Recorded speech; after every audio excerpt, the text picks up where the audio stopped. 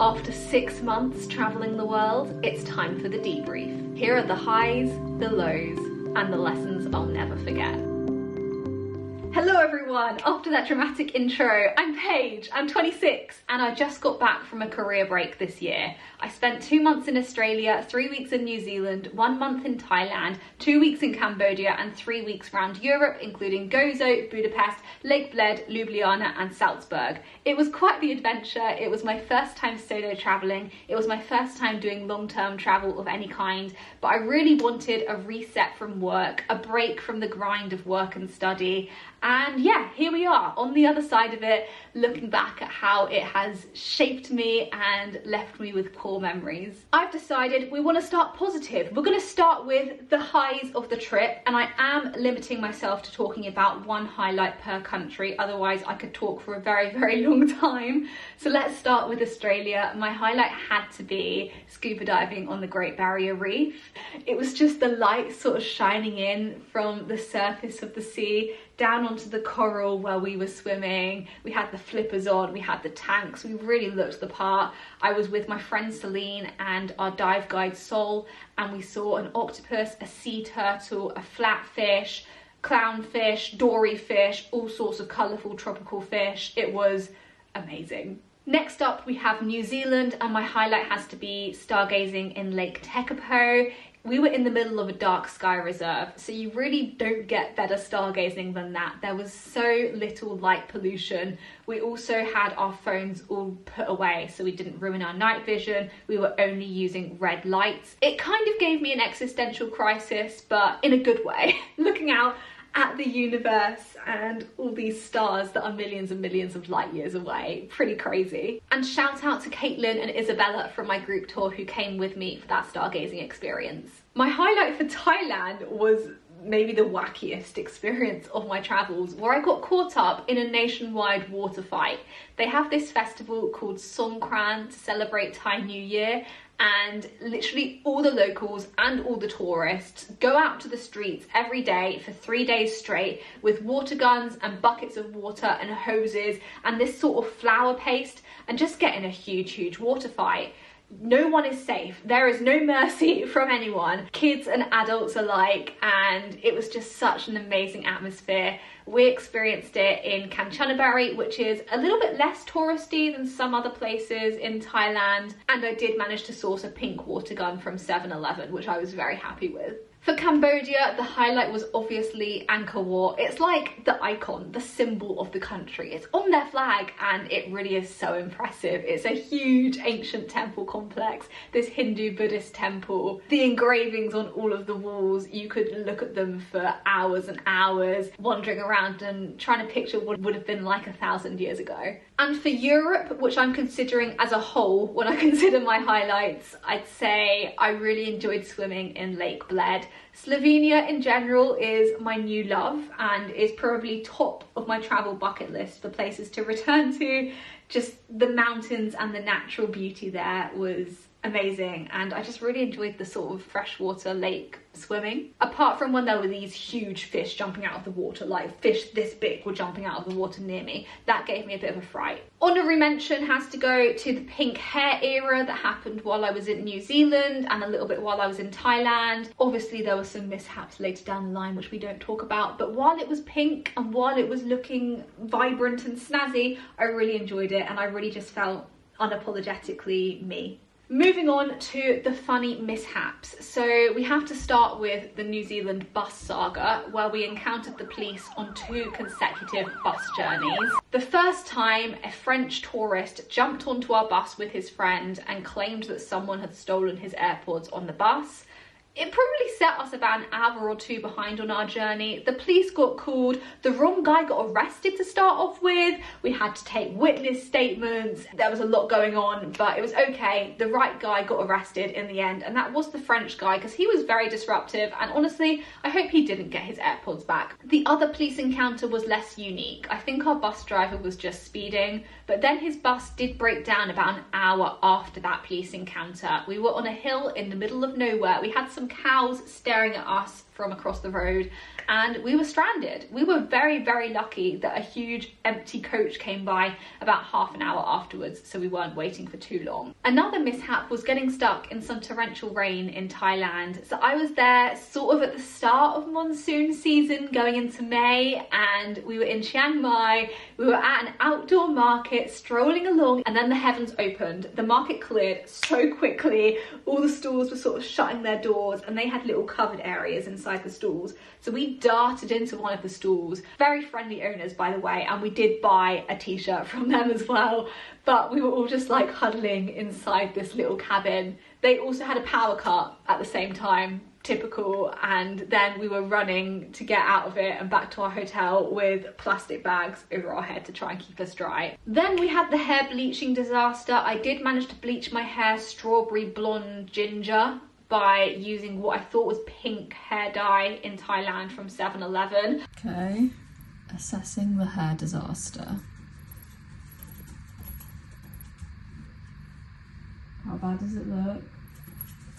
I thought it was such a bargain as well, like £2 a pack or something like that. And I've been left with a very expensive hair salon fee every 2 months to keep my hair brown now. So that was an expensive mistake. And then the final mishap, I'm still low-key a little bit bitter about. In Budapest, I got fined when I was on the metro because I bought a ticket, but you have to validate your ticket before you ride on the metro, and I didn't realise this. I was literally a confused tourist who bought a ticket on the app, showed it to the ticket checker person once I got to my station, and they were like, nah, that's not validated, pay up. It is what it is. With all of those mishaps, I definitely can see the funny side of them, and they obviously just demonstrate not everything goes to plan when you're traveling.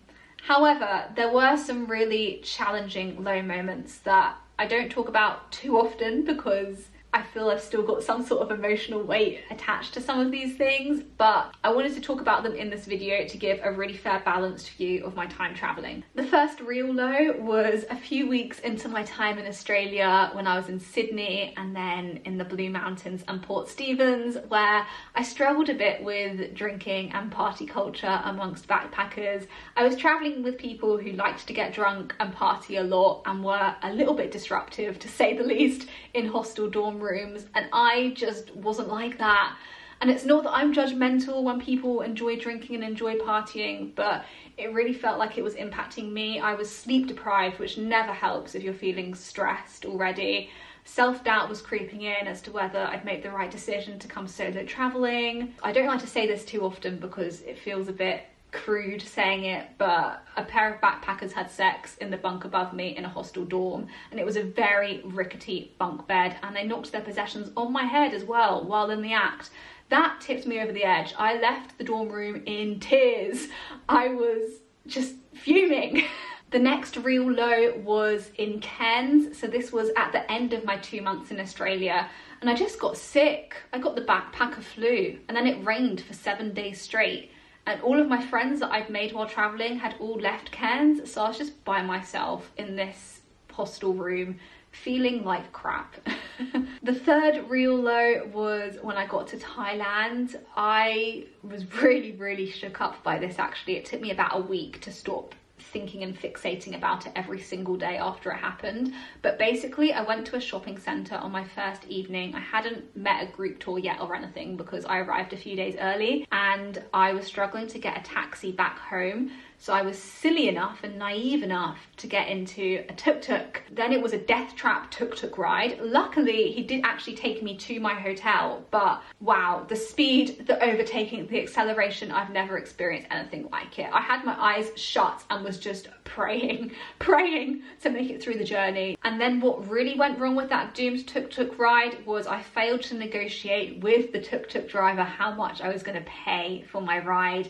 This was also my first day again in Thailand. I had not got the currency straight in my head. I'm pretty sure I offended him at one point by offering him too little money, but I didn't mean to. I just actually did not have the conversion clear in my head or know what was the standard rate to pay for tuk-tuks. I did not by any means want to underpay them. But anyway, he got angry with me really quickly and I panicked. I really didn't know what to do. I felt really, really vulnerable. Luckily, someone else who was staying at my hotel ran out and helped me speak to this tuk-tuk driver and pay him. I started crying in front of this hotel guest and he was like, "Are you okay?" And then the final real low, which ultimately caused me to cut my trip short, was health anxiety in Thailand. So about 3 weeks into my trip in Thailand, I got a play bite by a dog. Obviously in Thailand, bites from dogs carry risk of rabies, and I didn't really act that quickly. It was not a deep bite. To the eye, it didn't look like it penetrated the skin. And so I just kind of ignored that it happened. But then as the days went on, I started Googling rabies, play bites, and I went through this spiral of, oh my God, I am gonna die of rabies. I am very, very embarrassed as well about my health anxiety. I don't really like speaking to people about it because I know it's irrational, but also it stresses me out and makes me so anxious that I have to keep going down that route of speaking to professionals and stuff. And in this case, I absolutely should have gone to the medical clinic. I should have gone on the day it happened, because even superficial scratches and bites do carry a risk of rabies in Thailand. Anyway, got the post-exposure rabies jabs. It was fine, but still in my head I was like, wow, what if I acted too slow? I really think I'm gonna die of rabies. I was really struggling on some days to even get out of bed and act normal. Without a doubt, the worst anxiety I've ever experienced in my life. That just got very raw and personal, but sharing in case anyone can relate.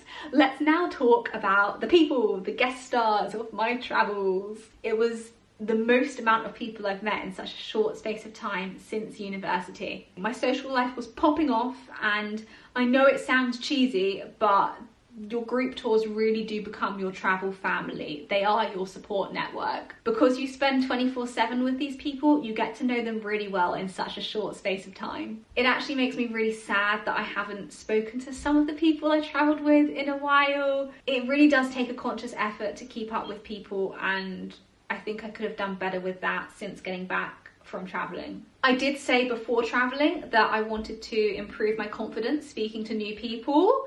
I probably did that, but there's still some level of social anxiety with me that I don't know if I'm ever going to be able to shake it. I still get nervous when speaking to new people, but maybe that's just a human thing. I don't know. Moving on, let's talk about whether I have changed. What did I learn from my 6 months travelling? Well, first I'd say I just got some perspective on all the different routes you can take in life. I met a lot of people who are just making things happen, you know, quitting their job, moving across the world, starting a new career path, people who are making really big leaps in their lives because it was something they wanted and they were going after it. And I just found it really inspiring. By the way, I'm not saying that I'm about to make a drastic life change personally. I'm just saying it feels freeing to know that you're never stuck doing one thing. You can always make a change. Secondly, I think I became more independent through traveling. I was already very independent, admittedly, because I live by myself, I've never had a long-term partner, but I think while traveling I was really forced to make real-time decisions by myself. Thirdly, following on from my discussion of health anxiety, definitely my mental resilience has improved. I probably know my triggers better and things that I should not do for my mental health. And yeah, I'm just quite proud of myself for navigating my way through that, because I was ultimately across the world from friends and family and coping with a bit of a mental health crisis. Fourthly, I think my personality has grown a little bit in that I try not to mold myself into what people want me to be so often. Definitely towards the start of my travels, when I was interacting with people, I was still trying to be a bit of a people pleaser and give people the answers that I thought they wanted to hear. Whereas over time, as I met more and more new people, it becomes too exhausting to be thinking about that all the time and doing all this overthinking and pre-planning with all these interactions. And I just became more confident in being myself and expressing my own opinions and thoughts and feelings. Yeah, all of this feels like really cheesy and deep and self-reflective, but that's the point of this video, and I think it is good every now and again to be a little bit reflective. Okay, just before I wrap up, I did want to discuss some important self-discoveries. So number one, public service announcement, Paige likes banana bread now. This is coming from a lifelong banana hater. The texture, the flavour, everything about them just used to completely gross me out. But suddenly, in Australia, I was ordering toasted banana bread with butter. Voluntarily ordering that and enjoying it. Who even am I? Second self-discovery is I like spending time outdoors. I'm an outdoors sort of gal. Why would I spend all my time indoors when the weather is so beautiful? Especially in summer in the UK, it's really not that bad. So I need to spend more time outdoors. It really improves my mood. Third self-discovery, I can actually be a morning person if I have the right surroundings, and that correct surroundings would be sunrises in Australia. They are beautiful and worth the alarm every single time. It turns out my problem with getting up in the morning stems from the fact I live in the UK. My final self-discovery is I can't survive life without a pair of Crocs. I tried to go travelling without my home pair of Crocs. That was a stupid decision from me, and I caved when I was in New Zealand and bought myself a nice new pair with lots of nice new gibbets. Look at that. To conclude, I would do the whole thing again in a heartbeat. It was probably the best decision of my life to take a break, to take a sabbatical. It is never too late to take a gap year, and if you're contemplating traveling solo yourself or taking a career break, consider this my seal of approval. This is your sign to go ahead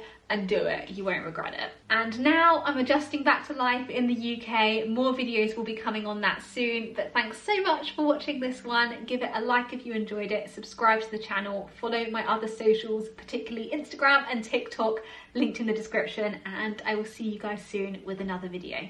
Bye.